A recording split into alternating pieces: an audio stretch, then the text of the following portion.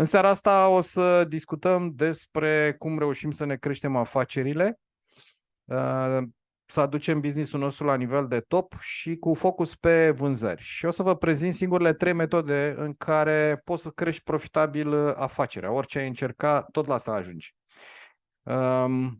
Hai să ne uităm un pic la modul în care se desfășoară lucrurile în business. Eu am mai arătat graficul acesta și simt nevoia să-l arăt de fiecare dată pentru că este extrem de important. În urmă cu ceva timp, un autor al cărui nume l-am uitat, sincer, a venit pe piață cu o idee care se numește Second Curve, a doua curbă. În cartea sa arăta lucruri despre societate în general, pe diverse arii de desfășurare a vieții în societate, însă ce am constatat este că se poate lua conceptul acesta și se poate aplica inclusiv în business. Ce vrea să spună acest concept de second curve sau a doua curbă?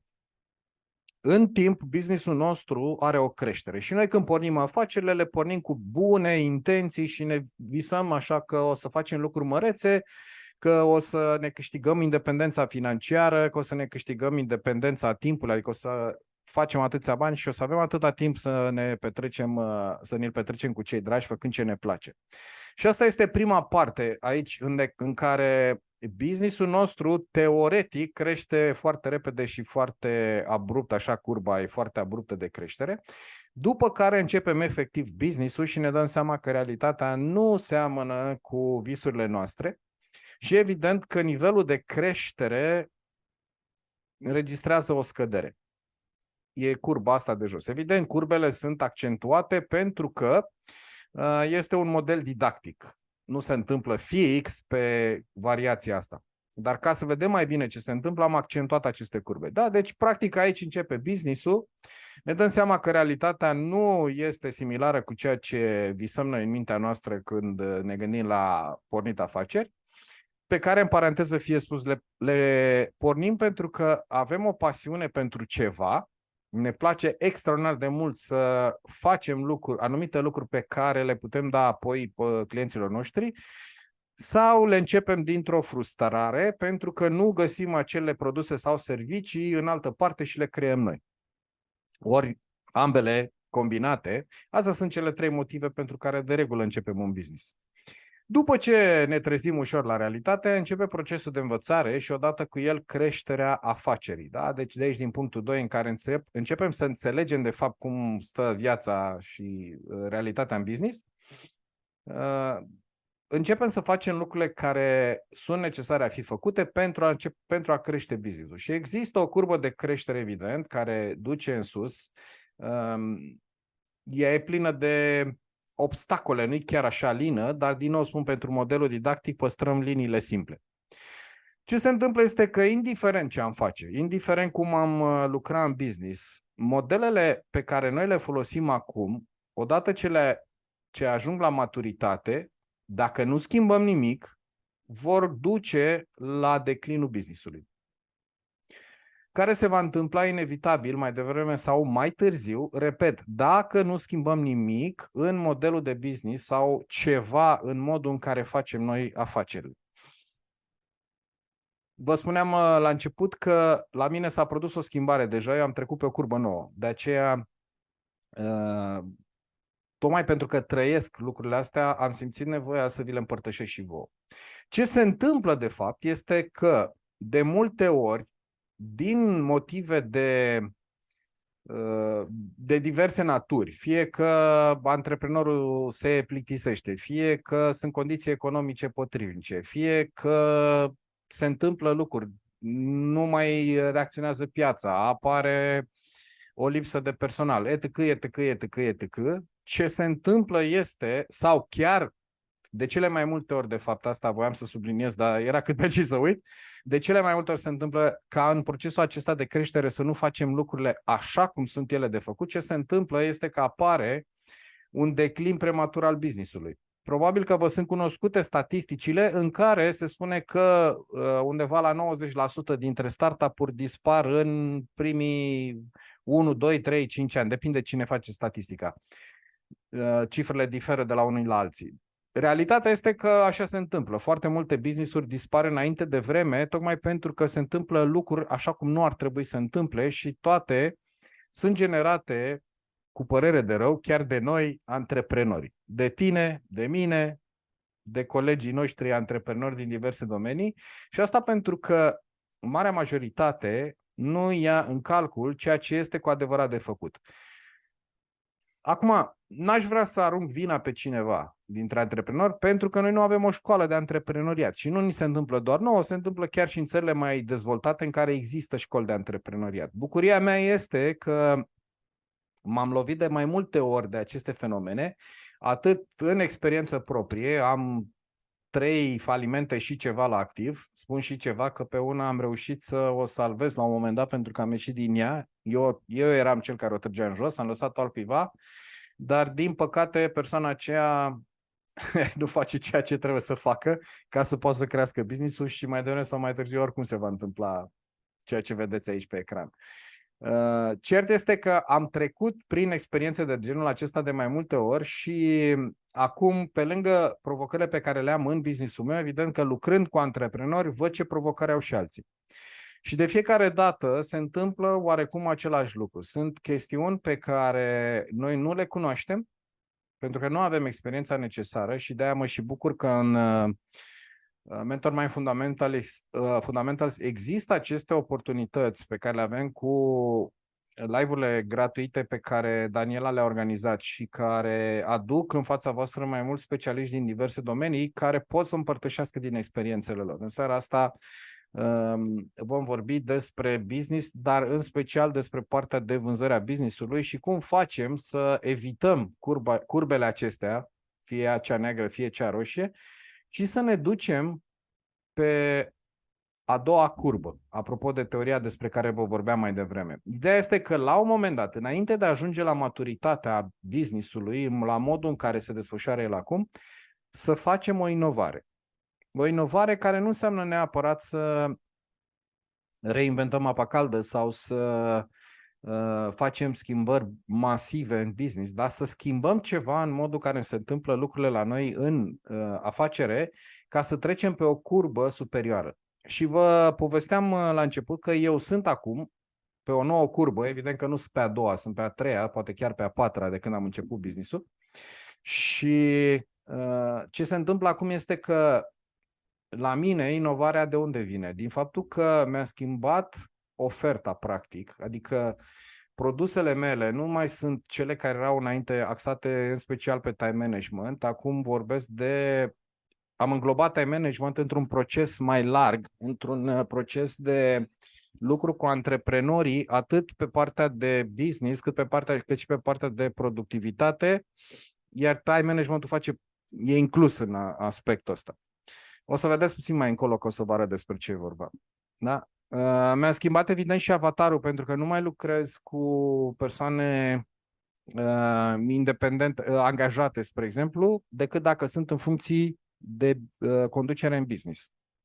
În rest, în special cu antreprenori și cu freelanceri. Mă rog, și freelancerii sunt antreprenori, doar că freelancerii de regulă lucrează singuri, antreprenorii au echipe. Asta este o altă chestiune pe care eu am adus-o la mine în business. Eu eram în mare parte freelancer, lucram pe aici, pe acolo cu cineva. Acum am deja o echipă de 3 oameni permanenți care lucrează la mine. Nu sunt angajați, pentru că am ales să nu fie angajați, sunt exterior, dar am contracte de exclusivitate cu ei și lucrează doar pentru mine. Da? Și asta se întâmplă de fapt. O schimbare de genul acesta poate genera creșterea pe o nouă curbă, care duce business-ul la un alt nivel de creștere și la un moment dat, pentru că și ceea ce fac acum la mine și ceea ce faceți voi la voi, va ajunge la maturitate și înainte de a ajunge la maturitate e nevoie să ajungem în punctul 7 aici, să creăm o nouă curbă. Și uite așa, dacă e să luăm exemple, pot să vă dau Amazonul, care cred că are vreo 20 de curbe de genul acesta, poate și mai multe, sau orice altă companie mare, la un moment dat a trecut prin astfel de schimbări. Altfel nu se poate supraviețui. Ce se întâmplă în seara asta? O să vă prezint câteva informații legate de cele 3 modalități prin care ne putem crește afacerile și care ne ajută să trecem de pe curba 1 pe curba 2. Și hai să vedem. În primul și în primul rând v-aș întreba dacă vă place să vindeți. Și o să vă rog să-mi scrieți în comentarii dacă vă place să vindeți.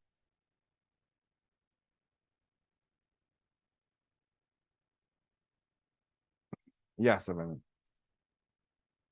Asta e bine. Văd că este un da și se pare că mai vin câteva comentarii. E bine dacă vă place să vindeți. De ce? Pentru că așa cum spune și ceea ce vedeți voi pe ecran acum, nimic nu se întâmplă până nu se face o vânzare. În business, n-ai cum să crești business-ul, n-ai cum să, nu neapărat să-l crești, n-ai cum să supraviețuiești în primul rând în business dacă nu faci vânzări. Ce înseamnă business? Înseamnă să dai un produs, un serviciu pe care tu îl ai mai departe către un client, iar clientul îți dă înapoi niște bani. Asta este procesul de vânzare. Nora zice, interesant, azi mă gândeam la acest aspect. Așa și așa. Nora, va trebui să înveți să-ți placă să vinzi. Pentru că dacă nu-ți place să vinzi, nu o să ai cum să-ți crești business-ul. Acum o să vă dau un lucru, o să vă spun o chestiune pe care de regulă nu o introduc în prezentări la nivelul acesta, ci atunci când lucrăm mai în amănunt, mai în detaliu cu clienții. Dar aș vrea să vă zic așa. Vânzarea în zilele noastre, dacă e să aibă succes, nu mai este o vânzare tranzacțională de genul ia produsul, dă-mi banul. Vânzările în ziua de astăzi, ca să aibă succes, este necesar să fie făcute sub formă de educație. Sub formă de suport, ajutor, sprijin sau ghidaj, cum vreți voi să spuneți, că fiecare folosește cuvintele care îi se potrivesc, pe care noi le oferim mai departe potențialilor noștri clienți. Iar ei, dacă se simt confortabil cu treaba asta, ne vor deveni clienți. Gândiți-vă că într-o întâlnire nu faceți o vânzare, ci oferiți suport, ajutor, ghidaj unor oameni care vă pot deveni clienți. Și în același timp transmiteți și ceva parte educativă. Informații care pe oamenii ăia îi pot ajuta să treacă la nivelul următor. Deci vânzarea este educație și ghidaj în zilele noastre, ca să aibă succes. Da? Gândiți-vă că atunci când intrați într-o întâlnire de vânzare, voi de fapt intrați ca să-i ajutați pe oamenii aceia. Uneori oamenii vor, uneori nu vor. Asta e viața. Există un procent de reușită în orice întreprindere noi, la fel ca și în întâlnirile de vânzare. Dar cert este că un business nu are cum să supraviețuiască în prima fază și nu are cum să crească dacă nu se întâmplă o vânzare. Altfel o să avem o cămară plină, un depozit plin de produse sau un cap plin de servicii pe care nu le putem da mai departe în piață. Și astea nu au nicio valoare dacă ele nu circulă. Acum, ideea este că atunci când când gândim creșterea business-ului, care implică vânzarea, ne facem tot felul de strategii. Ce pot să vă spun este că indiferent ce strategii aveți de gând să aplicați, este bine să știți că există numai 3 modalități prin care vă puteți crește afacerile. 3, atât. Toate celelalte strategii vă conduc la cele 3. Da? Deci orice strategie alege, te conduc tot la cele 3 despre care o să vorbim astăzi, evident în mare, pentru că e foarte mult de discutat despre ele dacă e să intrăm în detaliu. Unele lucruri sunt general valabile, altele se aplică specific pentru fiecare business în parte. Bun. Vreți să știți care sunt cele 3 strategii? Normal, că de-aia ne-am adunat astăzi. O să fiți surprinși. Sunt atât de simple și atât de sub nasul nostru, încât ne mirăm. Păi, dar cum de nu m-am gândit la ele? Sau cum de nu mi-am dat seama că astea sunt? Repet, sunt foarte, foarte, foarte simple în esență și foarte la îndemâna noastră, ne lovim de ele toată ziua. Cele 3 moduri prin care puteți să creșteți afacerea, singurele 3 moduri sunt următoarele. 1. Să ai mai mulți clienți. 2. Să crești valoarea media a tranzacției pe care o ai cu clientul. Și 3. să crești frecvența de cumpărare a clientului. Adică același client să cumpere de mai multe ori de la tine. Banale, în esență. Tocmai pentru că sunt atât de simple, avem tendința de a le trece cu vederea, de a nu gândi strategic la ele. Păi, chestii prea simple. Adică, normal că dacă vrei să-ți crești business-ul, trebuie să ai mai mulți clienți. Da? Și ce faci pentru asta? Nu fac mai nimic. Dar cam asta este situația generală cu care eu mă confrunt acum de ceva vreme în piață cu clienții mei și cu potențialii mei clienți. Repet, sunt lucruri extraordinar de simple când te uiți la ele și de aceea le trecem cu vederea. Ideea este că atunci când încep să intri în detaliu la fiecare, lucrurile se complică un pic. Se complică un pic pentru că există foarte multe variabile de care trebuie să ținem cont și de mintea noastră și băi, devine prea complicat și renunț.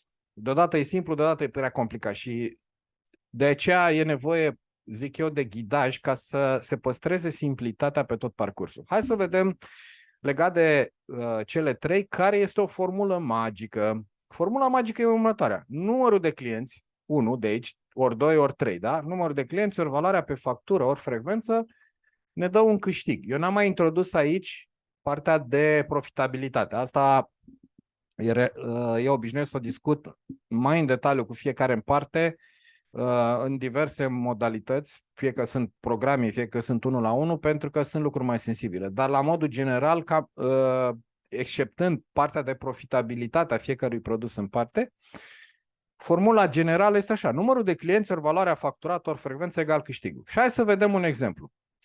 Să spunem că avem 100 de clienți în portofoliu, cărora le vindem o valoare facturată de 200 de lei, cu frecvența de o dată. Omul a cumpărat de la mine o dată de 200 de lei și avem 100 de clienți de genul acesta. Câștigul este simplu, 20.000 de lei. Repet, nu este profitul nostru, este cifra de afaceri pe care o avem, ce intră în business-ul nostru. Întrebare întrebătoare, pentru că promisiunea mea este că poți să-ți crești business-ul de 2 până la 5 ori undeva între 6 și 24 de luni, depinde de nivelul business-ului. Întrebarea mea pentru voi este: cât trebuie să creștem elementele acestea ca să ne dublăm business-ul? Să ne dublăm, practic, cifra de afaceri. Adică în loc de 20.000 să facem 40.000. Cam care este creșterea pe care trebuie să o înregistrăm la fiecare dintre elementele acestea trei ca să ajungem la final la câștig dublu? Și o să vă rog să scrieți pe chat, să vedem care este percepția voastră vis-a-vis de această întrebare, de acest fenomen de dublare a business-ului. Hai să facem un calcul simplu. Să spunem creștem doar cu 10% fiecare element, da? Fiecare element doar cu 10%. Adică aici avem 1,1, adică 110 clienți. Valoarea pe factură cu 10% înseamnă 220 de lei. Frecvența de la 1 la 1,1. Adică nu tot să dea toți bullock să cumpere, doar 10% dintre ei. Valoarea este de 26.620. Înmulțirea lor. Ceea ce înseamnă o creștere cu 33%. Asta înseamnă că aici este un efect compus. Este ca dobânda compusă la bancă, dobândă la dobândă. La fel se întâmplă și aici. Vedeți că pentru a crește cu 33% câștigul, cifra de afaceri, e nevoie să creștem doar cu 10% fiecare dintre elemente. Ca să ajungem la dublarea câștigului, ghicișe, nu trebuie să dublăm fiecare dintre cele trei elemente, clienți, valoare facturată și frecvență, ci trebuie să mărim doar cu 25% fiecare dintre ele. Și atunci ne dă 39.000 și aproape 100% creștere, 95%, aproape dublare. Deci vedeți că lucrurile devin mult mai simple. Dacă la început mă gândeam, mamă, trebuie să-mi cresc portofoliul de clienți cu 100%, adică din 100 de clienți fac 200. Oaleu, e greu, de unde atâția? Și sunt de acord cu voi. Dar vin eu și vă întreb acum, creșterea cu 10% și apoi cu încă 10% și apoi încă cu 10%. Adică 3 creșteri de astea succesive care se pot desfășura între 6 luni și un an de zile. Că acum, pe bune, cât poate să dureze să-ți crești portofoliul de clienți cu 10%? 2-3 luni dacă faci ceea ce e de făcut. Asta în condițiile în care este greu să-ți aduci clienți noi. Da? Deci, practic, undeva în 6 luni de zile tu poți să-ți dublezi business-ul dacă faci lucrurile astea și le crești treptat, odată cu 10%, odată cu 10% și odată cu 10%. Poți să-ți crești mai mult, da? Deodată devine mai simplu, pentru că nu mai ai strategii de dublare a fiecăruia dintre aceste 3 elemente separate, ci ai strategii de creștere cu 10-20% a fiecăruia dintre ei. Sună mai bine, nu? Mult mai bine, evident. Că nu te mai gândești la dublare, te gândești la creșteri 10, 15, 20%. E adevărat că uneori e nevoie să faci succesiv. Odată nu e suficient, trebuie să de 2 ori cu câte 10-15% sau de 3 ori cu 10% sau 7, deci sunt cifre pe care noi le putem digera și le putem pune pe hârtie sub formă de strategie. Hai să mergem mai departe, să vedem pentru fiecare dintre cele 3 elemente, bulinele astea, creșterea numărului de clienți, creșterea valorii facturate, creșterea frecvenței, ce vă recomand eu să faceți? Evident că sunt mai multe lucruri decât cele pe care vi le prezint astăzi. Unele se aplică la voi, unele poate nu se aplică. Luați ce vi se potrivește și dacă vreți să aflați mai multe, putem să discutăm separat. O să vă dau la sfârșit ceva. Acum, hai să vedem. Numărul 1. Mai mulți clienți. Ce avem noi aici la mai mulți clienți? Putem să creștem numărul de clienți prin diverse activități de marketing organic și marketing plătit. Adică, ce se întâmplă este că noi ne creștem numărul de persoane care vin către noi și apoi prin procesele de vânzare îi transformăm în clienți. Dar totul începe cu un marketing organic sau marketing plătit. Hai să vedem la marketing organic ce vă recomand. Să aveți un plan editorial foarte bine la punct. Ce înseamnă asta? În zilele noastre există, în special pentru cei care fac vânzări online sau își desfășoară activitatea online, dar nu numai, pentru că eu pot să vă spun că eu am clienți și cunoscuți în același timp și mi-au devenit prieteni unii dintre ei care lucrează în industrie, lucrează în imobiliare, lucrează în industria instalațiilor de toate felurile sau au diverse echipamente pe care le vând, ori fac diverse servicii de naturi foarte, foarte variate.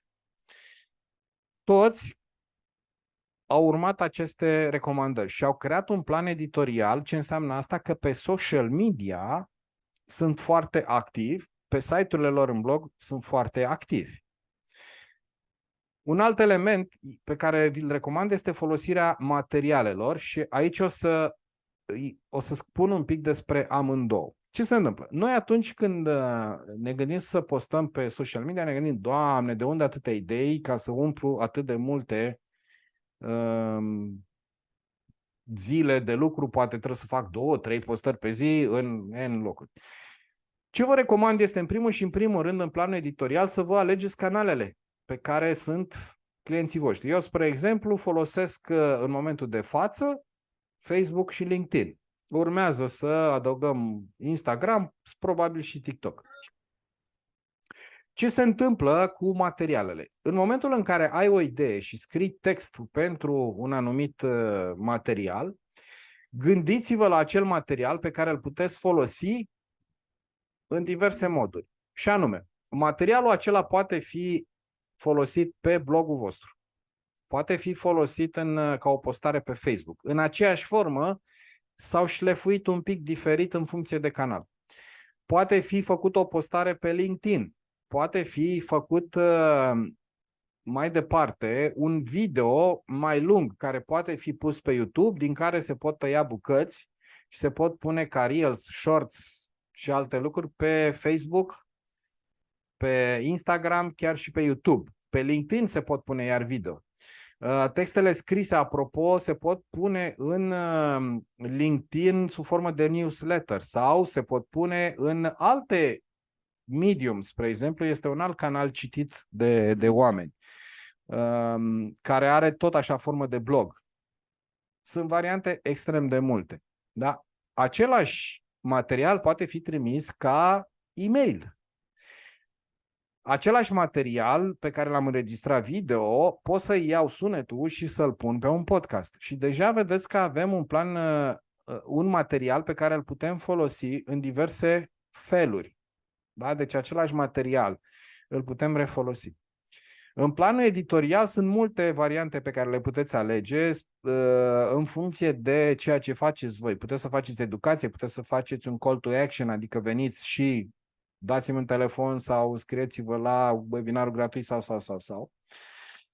Puteți să faceți poze, apropo de ce spuneam mai devreme, pe același material pe care l-ați creat mai devreme, puteți să creați fotografii pe care să le folosiți după aia pe Instagram, chiar și pe Facebook, pe Pinterest, dacă vi se potrivește, sau pe Twitter, depinde fiecare în ce țară și ce canale funcționează mai bine în țările respective. Refolosirea materialelor mai are o formă pe care o puteți exploata. După o perioadă de timp, același material pe care l-ați scris astăzi, peste 3-4 luni de zile, îl puteți reposta ca atare sau puțin schimbat. Da?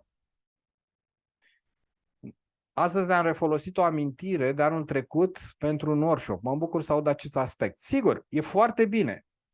Vezi tu că Facebook-ul o face în mod strategic. Odată pe an ne arată ce am făcut noi în anii trecuți în aceeași zi. Și asta poate fi o sursă de inspirație. Eu vă recomand să o faceți în mod strategic, exact așa cum o face și Facebook-ul. Doar să o gândiți voi. Mulțumesc frumos, Remus, dacă pot să intervin. Tot așa am aflat de la, cred că Georgeta spunea că e foarte bine să refolosim anumite postări ca și amintiri sau chiar și relații de prietenie, pentru că Facebook-ul chiar pur și simplu le și place acest aspect, că noi suntem foarte încântați de ei și atunci practic te repoziționează și pe tine și ție chiar prinde bine, pentru că în momentul, în ziua respectivă, chiar poate nu ai creativitate și imediat când am văzut asta zic, gata, trebuie să o folosesc. E normal că dacă iau... Da. E normal că dacă i-au creat un produs și tu îl folosești, ei se bucură. Dar chiar dacă nu folosești memory-ul lor, poți să folosești același material în mod strategic, pur și simplu. Asta am făcut și o să-l fac de seară, să-l postez. Sunt mega încântată. Îmi spunea cineva și dar cum să vin cu același material? Păi nu e urât? Că ce o să zică lumea? Zic, care lume, frate? Că tu ai 5.000 de prieteni pe Facebook, pe LinkedIn poți să ai nu știu câte contacte. Câți dintre ei, sau pe celelalte, nu contează, câți dintre ei crezi că știu că tu acum 3 luni de zile ai făcut fix chestia asta? În primul rând, se arată la un număr mic, 10-20% dacă ai noroc, dintre cei 5.000.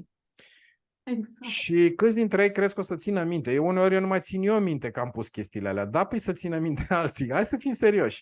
Da? Deci ideea este că avem tendința asta de a ne crea singuri obstacole și filme horror în cap.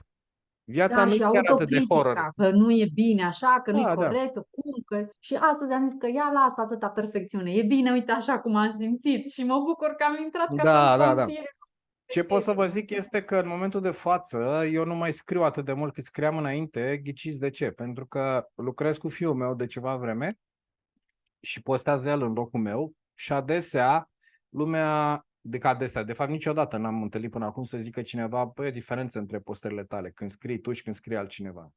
Toți zic că sunt scrise de aceeași persoană. Guess what? Nu, sunt scrise de aceeași persoană. Guess what? Acum am mai luat pe cineva care se ocupă de marketing și care va avea influență asupra postărilor și s-ar putea să scrie și persoana respectivă.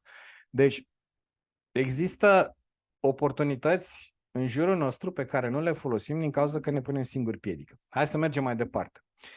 Ce variante mai avem? Sunt grupuri în care noi suntem activi sau grupuri pe care să le creăm chiar noi și pe care să le păstorim legate de ceea ce facem noi în activitatea noastră.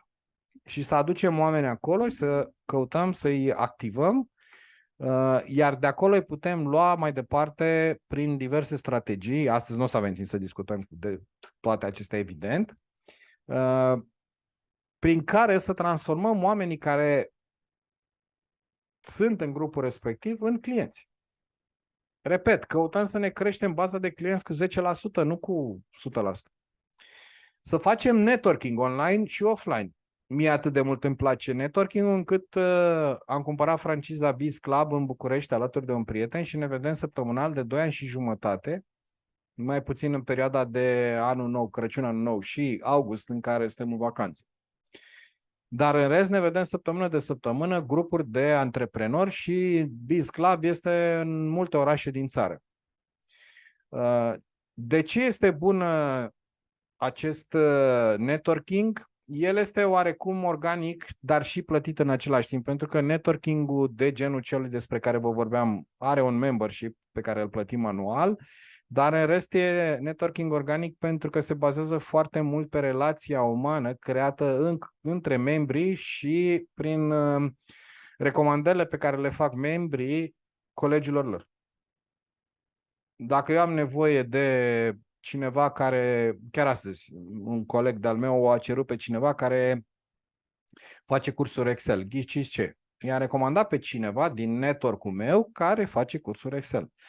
Când cineva are nevoie de mentoring pe business, pe productivitate, pe vânzări, pe ce fac eu, colegii mei mă recomandă pe mine. Și primesc recomandări gratis. De asta zic că este organic, neplătit. Networking-ul se poate face online, se poate face offline. Sunt foarte multe variante, foarte multe oportunități de acest gen. Important este să fim activi, să ne acordăm timpul necesar. Referințele pe care le primim de la colegii noștri de networking sau de la clienții noștri la fel reprezintă marketing organic. De cele mai multe ori oamenilor le e jenă să ceară. Noi în Biz Club avem sesiune specială în care îi punem pe oameni să ceară suport. Da? Tocmai pentru că este normal, firesc, că dacă ți-a plăcut ce fac, să-ți cer să mă ajuți. Să cer să fac referințe, să cer testimoniale de la clienții mei. Și am pus aici și testimoniale de la clienții care sunt mulțumiți. Și nu în ultimul rând, emailing-ul, eu l-am mai menționat și mai devreme la planul editorial și refolosirea materialelor. Acum este un foarte mare debate aici, dacă să trimiți zilnic, dacă să trimiți de 3 ori pe săptămână, de 2 ori. Răspunsul meu este încearcă și vezi ce se potrivește cu tine și ce se potrivește cu baza ta de abonați la emailing. Dar ce este sigur este că ai nevoie să ai bază de adrese de e-mail de la oameni care să fie făcut opt-in, adică să fie acceptat în mod benevol, nu liste cumpărate, nu vă prostiți cu de genul ăsta că nu funcționează. Da? Chiar dacă listele sunt mici, ele o să crească. Eu am crescut la 10.000 de adrese de e-mail, nu am făcut emailing, oamenii s-au răcit, n-au mai vrut să audă de mine, când am mai trimis s-au dezabonat și a trebuit să iau de la zero și am ajuns acum la aproape 12.000 de adrese de e-mail și le mai șterg în funcție din când în când, când văd că oamenii nu sunt activi, le mai șterg, că n-are sens să țin acolo. Chiar dacă nu dau ei unsubscribe, dacă nu sunt activi, înseamnă că ce le ofer eu nu e potrivit și e ok. Oricum nu pot să servesc pe toată lumea, oricum nu am pretenția că pot mulțumi pe toată lumea. Înainte mă ofticam când dădea cineva unsubscribe, acum sunt liniștit, sunt ok, e firesc și eu dau unsubscribe. Da? Deci este foarte ok. Lista este un organism viu, crește, scade în funcție de ceea ce ofer. Eu acum, pentru că mi-am schimbat avatarul, ghiciți ce? Mă aștept să scadă lista de e-mail. În prima fază să se dezaboneze oamenii pentru că nu la aia s-au abonat ei inițial. Și ok, da, pot să vă zic că am pierdut cam 1000 de subscriberi acum pentru că mi-am schimbat avatarul. Mă așteptam să fie mai mulți. Dar nu e nicio problemă. O să crească din nou pentru că fac activități care să-mi crească pe nou avatar. Pe noua mea promisiune, pe noua mea ofertă. Da? Dar e obligatoriu să aveți emailing. Obligatoriu. Eu acum am ajuns la frecvență de mesaje de 2 ori pe săptămână, în mod regulat, așa pe care le trimit și din când în când trimit mai multe în funcție de ce am. Spre exemplu, am trimis luni, marți și astăzi. De ce? Pentru că marți am avut un e-mail în care le-am solicitat celor din lista mea să completeze un studiu de piață pe care îl fac ca să văd ce anume mă ajută să punctez în programele mele când vine vorba de creșterea afacerii. Da. De ce fac acest survey? Nu l-am trecut aici, dar vi-l spun acum. Mă ajută în primul rând să văd răspunsurile la întrebările pe care le-am adresat acolo și doi, să văd ce limbaj folosesc oamenii ca să știu să pot să le dau înapoi pe limba lor mesajele mele. Da? Și să știu care sunt problemele lor reale ca să punctez pe acele probleme. De asta e bun studiul ăsta din când în când. Uneori am campanii pentru că fac diverse lansări și atunci trimit mail-uri mai des, poate chiar zilnic, poate chiar de 2 ori pe zi. Depinde de perioada în care mă aflu, trimit e-mail-uri. De regulă, dacă nu am ceva campanii speciale în perioada respectivă, am ajuns eu la frecvența de 2 ori. Am trimis de 3 ori pe săptămână și de 5 ori și ușor, ușor m-am reglat și mi-am găsit ritmul de 2 mesaje pe săptămână. Sunt alții, spre exemplu Răzvan Căzănescu, trimite zilnic mesaje. E ok, e treaba lui. Sunt alții, James Clear, spre exemplu, care trimite o dată pe săptămână. Și mai sunt și alte celebrități care trimit o dată pe săptămână, la care eu sunt abonat. Sunt alții, spre exemplu, Michael Hyatt, care trimite zilnic, chiar și de câte 2 ori, sau Frank Kern, care trimite câte 5 pe zi. Fiecare își face propria strategie. Cert este că tot ce punem în e-mailing, după aia poate fi folosit ca material pe social media. Și asta e frumusețea, că nu trebuie să reinventăm apa caldă și roata și mersul pe jos în fiecare zi de nu știu câte ori pe parcursul anului. Însă, pe social media e bine să fiți activi în permanență. Să vă găsiți o modalitate prin care să fiți activi. Nu pe toate, că e covârșitor, copleșitor, dar pe acele canale pe care sunt clienții voștri. Mergem mai departe, marketingul plătit. Sunt reclamele, evident. Ce vă mai recomand este să găsiți modalități prin care să faceți afilieri și aici afilierile ce înseamnă? Noi doi colaborăm, eu te recomand bazei mele de clienți, tu mă recomanzi bazei tale. Și procentele variază între 10, 15 până la 50% din vânzări. În cazul afilierilor. Nu detaliez la reclame, că astea le știți. Fiecare face reclamă pe canalele pe care le consideră necesare, prin modalitățile pe care le consideră necesare. Când lucrez cu clienții mei, detaliem aici și vedem care sunt canalele cele mai bune și care sunt bugetele care merită a fi alocate. Și evident diverse evenimente. Evenimentele ai putea spune, da, dar știi că astea nu sunt plătite, ba da, sunt plătite pentru că pe tine te costă bani. Chiar dacă oamenii vin și îți plătesc după aia să participe la eveniment, pe tine te costă bani să le organizezi. De-aia le-am băgat la marketing plătit. Ca oamenii să vină la evenimente, e nevoie să plătești niște reclamă, că altfel oamenii nu vin doar din vorbă în vorbă. Evenimentele pot fi de genul summit-uri, la care oamenii participă gratuit, dar pe tine te costă bani.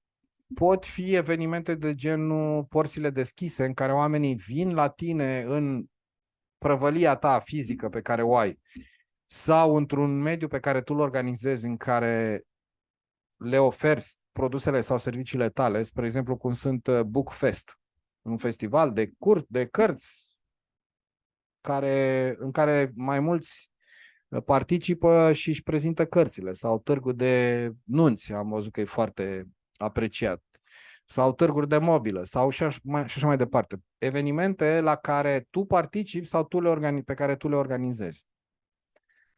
Dar din nou, ăsta este marketing plătit. Ce se întâmplă este că oamenii află de tine și de acolo poți să îi transformi în clienți. Unul dintre clienții mei care vinde utilaje pentru fabricile de mobilă mai mari sau mai mici n-a vrut să participe la ultimul târg de aici, din București, de anul trecut. Și cumva prin insistențe și din interior și din exterior, adică de la mine, a acceptat și a plecat la târg. Deci nu vreți să știți, cred că cu vreo 50% și-a crescut business-ul doar pentru că a fost la târg. A zis, băi, nu vine să cred, nu mă așteptam. E normal, după pandemie, normal că vine lumea. Abia aștepta, cum să nu vină? Da? Uneori poate să iasă, uneori poate să nu iasă, dar de regulă e nevoie să încercăm ca să vedem că nu iese. Nu e suficient să presupunem. Și de aceea ce vă recomand este să încercați toate formele astea de marketing despre care v-am spus, pentru că nu știți care vi se potrivește. Și evident putem să discutăm dacă vreți mai în detaliu despre fiecare. Acum hai să mergem mai departe. Cum crești valoarea medie a tranzacției? Tranzacția ce înseamnă? Eu vin și cumpăr de la tine un produs în valoare de. Două lucruri care sunt la îndemâna tuturor și pe care oamenii nu le fac bine sunt upsell-ul și cross-sell-ul. Ce înseamnă upsell? Ce înseamnă cross-sell? Upsell înseamnă să vând un produs care este cam din aceeași gamă sau să măresc numărul produselor pe care omul le ia dintre cele pe care le-a găsit inițial. Hai să vedem vă dau câteva exemple clasice. Spre exemplu, McDonald's. Te duci la McDonald's și zici, vreau un meniu cu Big Mac. Ce te întreabă omul ăla? Primul lucru, cartofii să fie mari și tu zici da. Care e al doilea lucru care te întreabă? Băutura să fie mare, a făcut upsell. De la cartofii medii sau mici, cât erau în meniu, și la băutura mică ți-a vândut cartofi mari, porție mare și băutură mare. Să nu credeți că oamenii ăia de la McDonald's sunt niște genii. Vorbesc de cei care sunt la vânzare și au... Nu, ei au o strategie generată de companie. Și chiar pățesc lucruri rele, sunt admonestați și poate chiar dați afară uneori dacă nu respectă regulile companiei, care înseamnă așa: faci upsell. Deci omul vine și îți cere un meniu, îi dai imediat, îi spui cartofi mari, băutură mare. De ce? Pentru că plusul ăla de cartofi mari și plusul ăla de băutură este o vânzare, reprezintă o vânzare cu profitabilitate extraordinar de mare. Citeam undeva că undeva la 48% din profitabilitatea McDonald's provine din upsell și cross-sell. Voi vă dați seama ce înseamnă asta? Aproape jumătate din business. Adică eu vin să iau ceva și vorbim de profitabilitate, nu de cifră de afaceri, da? Pentru că pe produsele de upsell și cross-sell, în general, profitabilitatea este mai mare. Da? La cei care vând mașini, la fel se întâmplă. Vedeți că prețurile mașinilor sunt exprimate așa, de la 16.800. Și când te duci acolo, 16.800 este varianta, cum o spunem noi, eu sunt inginer auto și am rămas și în breas la asta, așa. Nu mai profesez, dacă ai idee, de-aia spun noi. Cum spunem noi, mașina cheală, adică cu dotările standard, și pleci de acolo cu 25.000 plătiți. Că ți-a dat nu știu ce oglindă încălzită, un parbriz încălzit, scaune încălzite, nu știu, o tetieră, ceva găsiți ei să-ți vândă. Da? Un alt exemplu este la Amazon sau EMAG.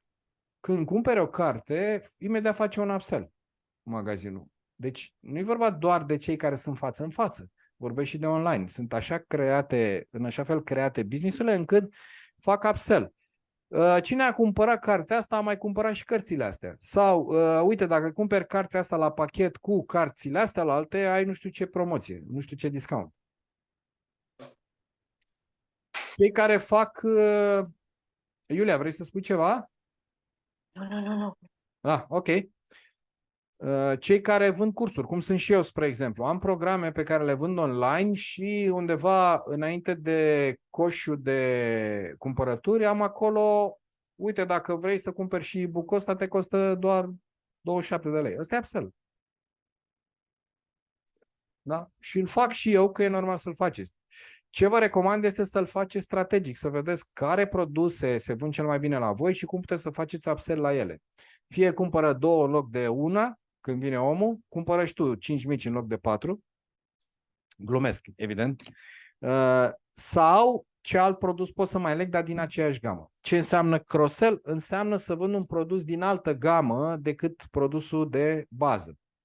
Ca să dau exemplu McDonald's, când te duci și cumperi un Big Mac, după aia omul zice, dar știți că puteți să luați meniu. Și s-a făcut cross-sell, pentru că Big Mac, ok, sunt mâncare toate, că acolo, toate sunt mâncare. Dar după ce îți vinde meniul, zice, știți că avem și o prăjitură. E din altă categorie, desert. Da? După aia zice, vedeți că avem și cornerul de cafea, dacă vreți o cafea acolo.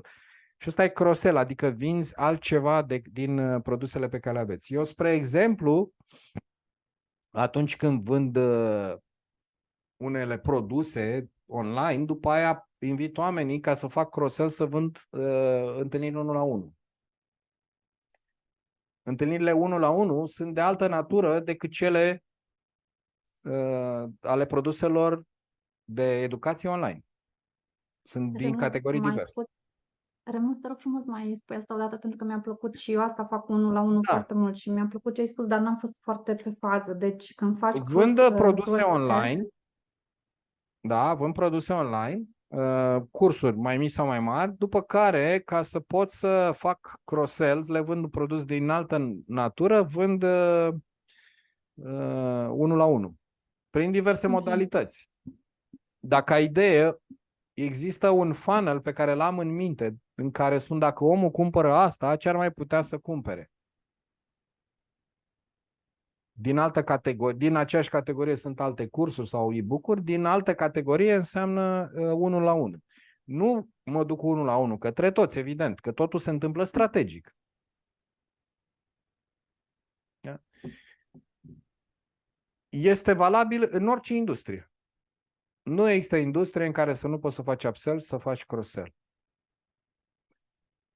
În toate se poate face. Ideea este să o gândești strategic. Este modalitatea cea mai bună de a crește valoarea medie a tranzacției.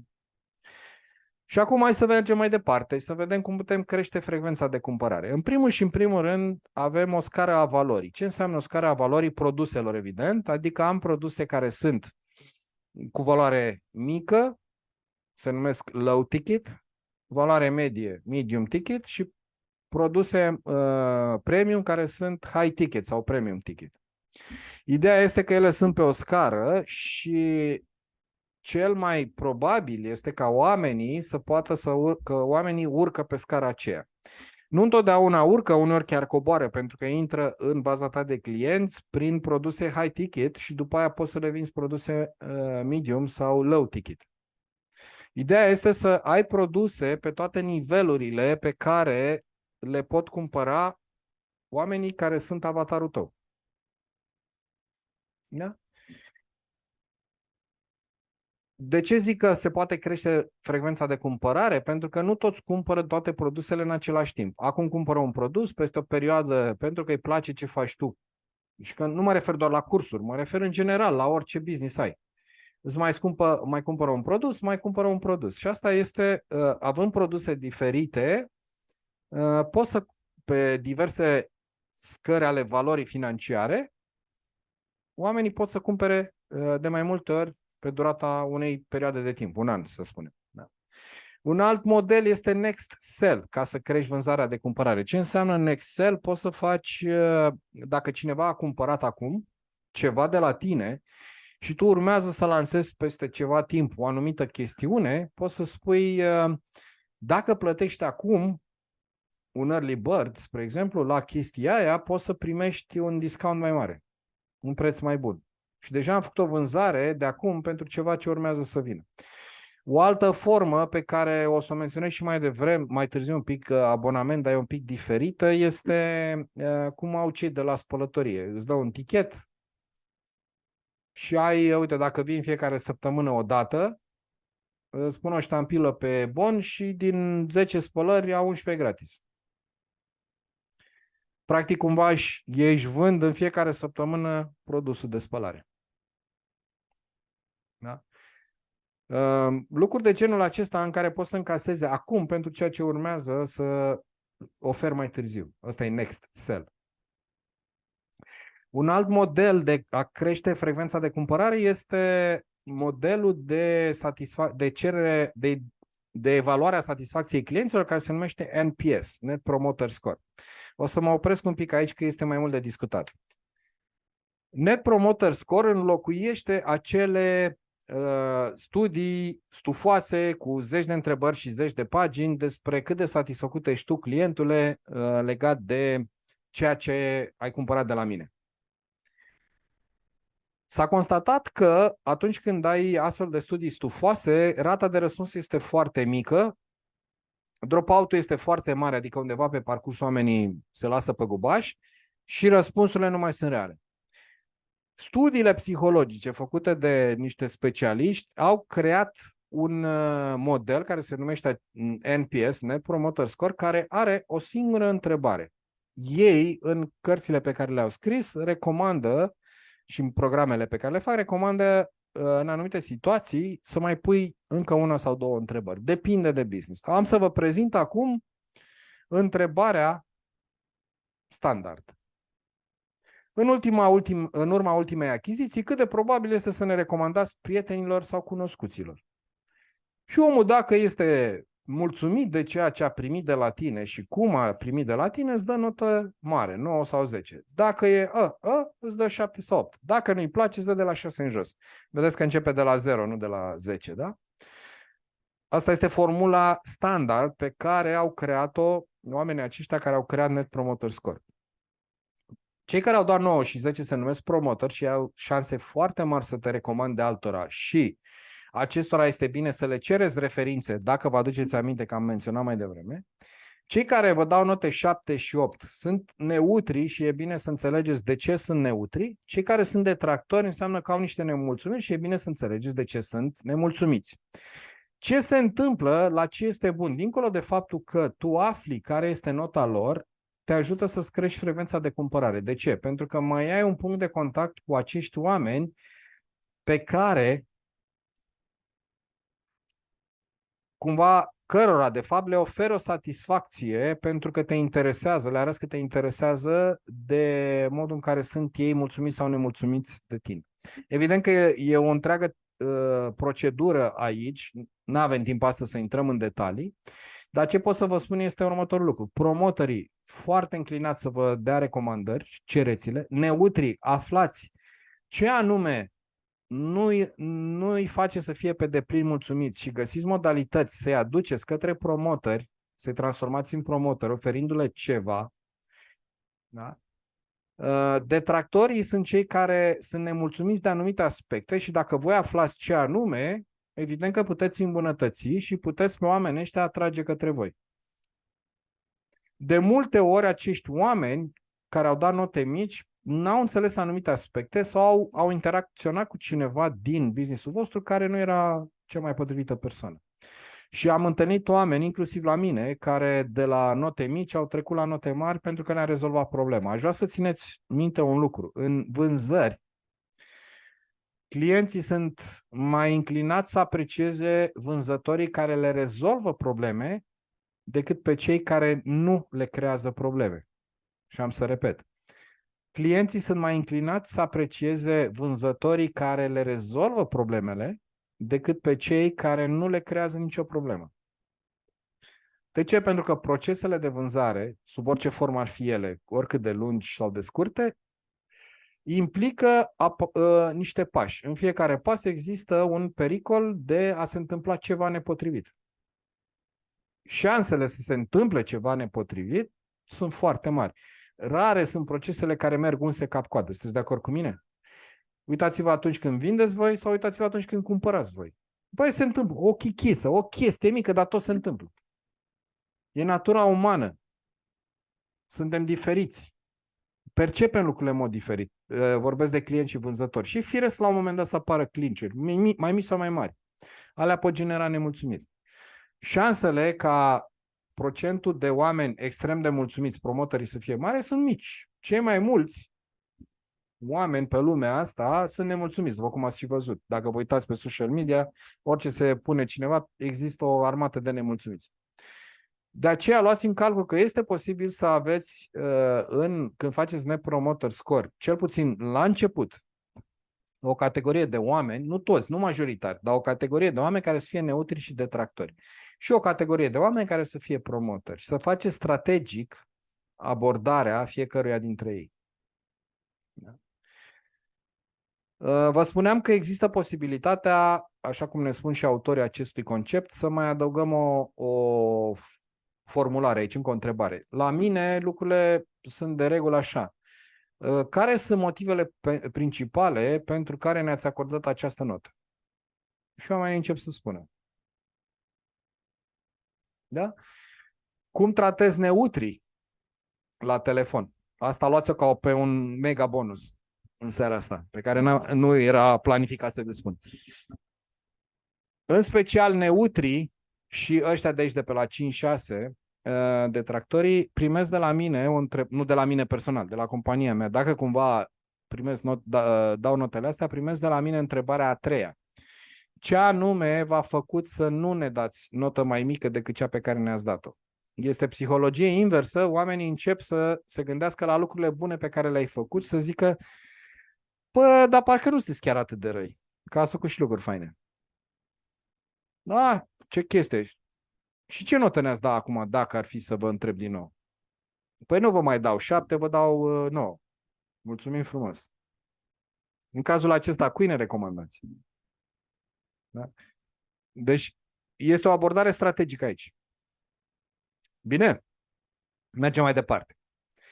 Rămăsesem la NPS. Alte modalități de a crește frecvența de cumpărare este să creați produse cu abonament. E o întreagă filozofie și un întreg sistem în spatele membership-urilor pe bază de abonament. Dar ele sunt foarte utile. Eu am unul. Iulia, nu înțeleg ce anume v-a făcut. Nu înțeleg întrebarea. Poți deschizi microfonul să mă întreb, că e ok. Mi-ai scris aici pe chat ce anume v-a făcut puncte. Dacă e să presupun ce ai vrut să-mi spui, să scrii, este așa. Dau un pic înapoi. Neutrilor sau celor care au nota 6, maxim, sau 5 cel mai puțin, pe ei întreb ce anume v-a făcut să nu ne dați notă mai mică de atât. Și atunci este psihologia inversă care îi face să se gândească la lucrurile bune pe care le-am făcut pentru ei și de regulă își reconsideră nota și ne dă notă mai mare. Asta nu este ca o șmecherie ca să îi fac pe ei să îmi dea mie notă mai mare, că mă mint singur, ci ca să-i fac pe ei să conștientizeze că totuși facem și lucruri bune și n-ar fi rău să revină la noi să demonstrăm că suntem buni. Da? Apropo, în obiectivele mele, de ceva vreme încoace, eu am introdus NPS-ul ca obiectiv strategic. Sigur, Iulia, e ok, mă bucur că ți-am răspuns. Da? Deci, încă o dată vă spun, printre obiectivele gen cifră de afaceri, profitabilitate, încasări, eu mi-am introdus, sau număr de clienți, evident, eu mi-am introdus NPS-ul ca obiectiv în companie. Și mergem mai departe. Spuneam abonamente, există o întreagă filozofie în spatele modelului de business cu abonament și un întreg proces și o strategie aici, dar este bine să aveți și pe bază de abonament, chiar dacă valorile pe care oamenii le plătesc în general sunt valori mici, fiind recurență, crește frecvența de cumpărare. Produse noi cu recurență. O să le iau un pic separat. Există uneori în piață o nevoie pe care noi nici nu ne dăm seama că am putea să o acoperim. De ce? Pentru că nu stăm de vorbă cu clienții noștri. În momentul în care stai de vorbă cu clienții tăi, ceea ce vă recomand din plin, cu toată tăria, puteți afla lucruri despre care vă dați seama că ce simplu este să aduc un astfel de produs în piață. Când spun produs, poate fi marfă fizică sau serviciu. Și asta pentru că cea mai bună sursă de informare o reprezintă chiar clienții noștri. Eu de multe ori am dezvoltat programe sau anumite produse mai mici sau mai mari, stând de vorbă cu clienții mei și văzând că la ei există această nevoie. Am făcut-o de nenumărate ori cu clienții mei în funcție de ceea ce au avut de industriile lor.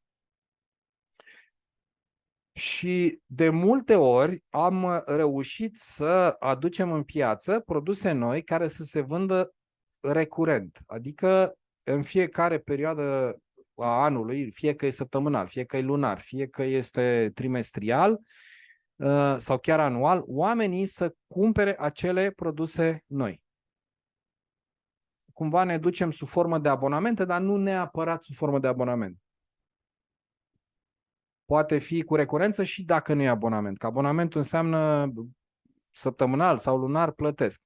Recurența asta la produse noi poate fi regulată și atunci se transformă într-o formă de abonament sau poate fi îmi iau luna asta și mai îmi iau peste 3 luni și mai îmi iau până peste 2 și poate peste jumătate de an. Poate să fie diferența de frecvență între cumpărături.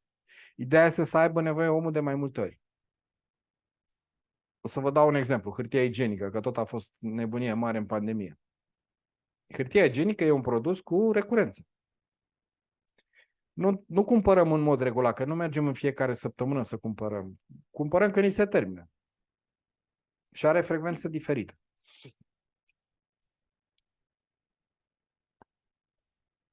Da, întrebați-vă clienții, verificați piața și creați produse noi acolo unde este cazul în industria voastră. Evident, v-am spus că nu tot ce vă spun aici se potrivește tuturor, dar cele mai multe se potrivesc tuturor.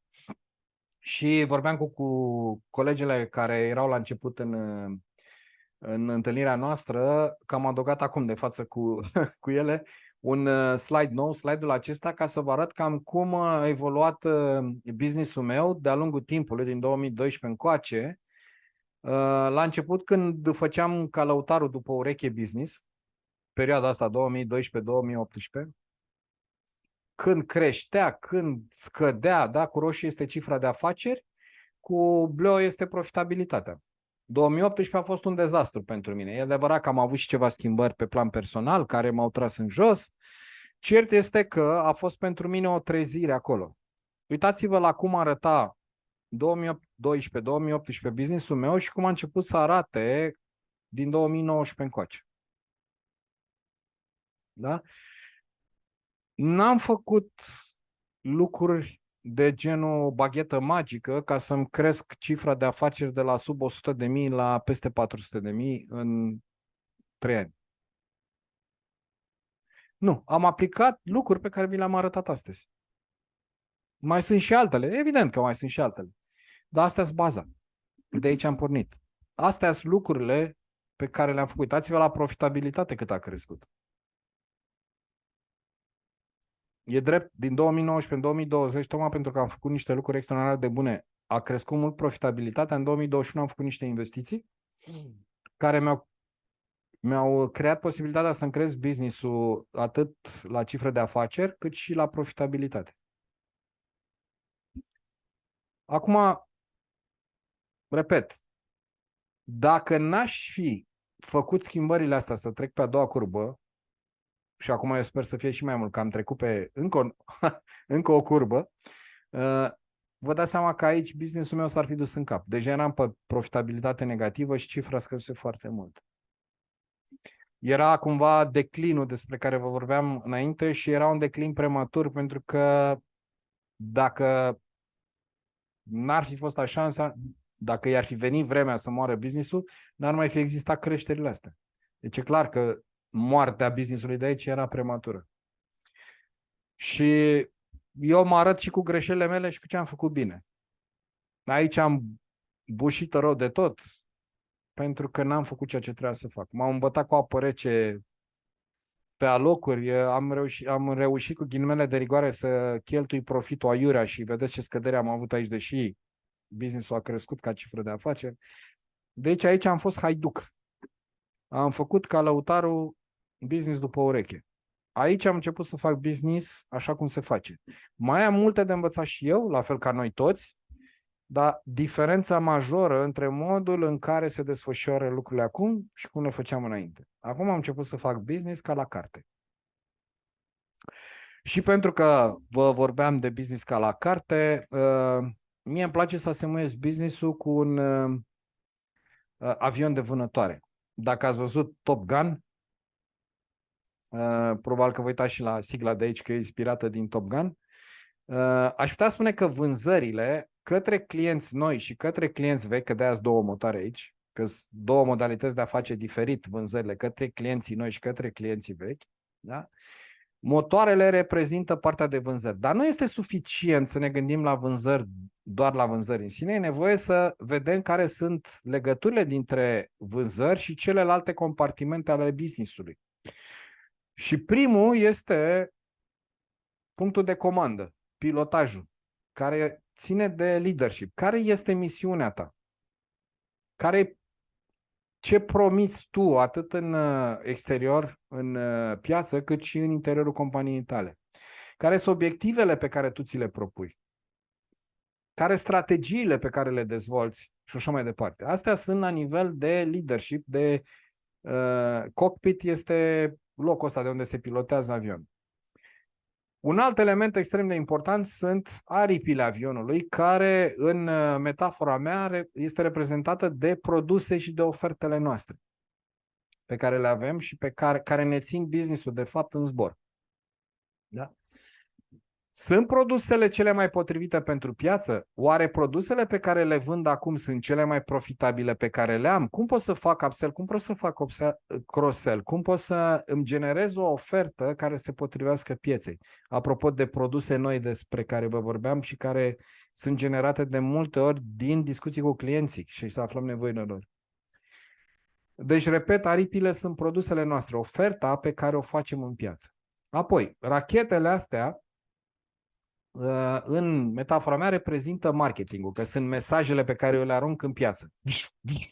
Rachetă după rachetă. Marketing online, marketing offline, marketing plătit, marketing organic, marketing de toate felurile. Care este mesajul? Care este modul în care îmi construiesc mesajele? Care este frecvența? Care e strategia? Care e planul editorial? Toate intră aici, la marketing, și sunt rachetele cu care eu bombardez piața. Ca să le atrag atenția, să-i atrag către mine să fac vânzări. Despre vânzări nu mai povestesc, că am povestit astăzi, dar mai sunt câteva elemente extrem de importante. Și anume, partea de combustibil, care se află undeva pe aici, în interiorul avionului, este reprezentată de partea financiară, cu focus pe profitabilitate și pe cash flow. Da? Profit înseamnă, este generat adesea de diferența dintre ce încasezi și ceea ce cheltui. Cash flow este banii cash pe care i-am să-i rulez.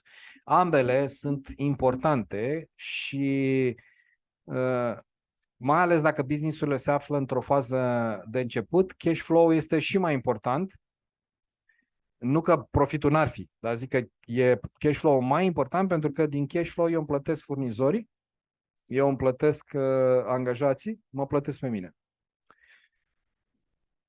Cu drag, Genoveva. Și aripioarele astea care țin avionul echilibrat reprezintă operațiunile și procesele. Care sunt procesele mele de vânzare? Care sunt funnel-urile? Care sunt procedurile din companie? Ăsta este modul în care eu văd procesul de vânzare și în legătură cu celelalte aspecte, și la fiecare dintre cele scrise cu negru sunt elemente care țin de vânzări. Acum, ce vă propun eu voi este să scanați acest QR code sau să folosiți link-ul de aici, să faceți o poză, dacă vă doriți să stăm un pic mai mult de vorbă legat de modul în care vă puteți crește business-ul. Eu ofer 45 de minute gratuite pe care le putem valorifica prin una, poate două idei pentru business-ul vostru legat de cum vă puteți crește, cum îl puteți crește în următoarea perioadă.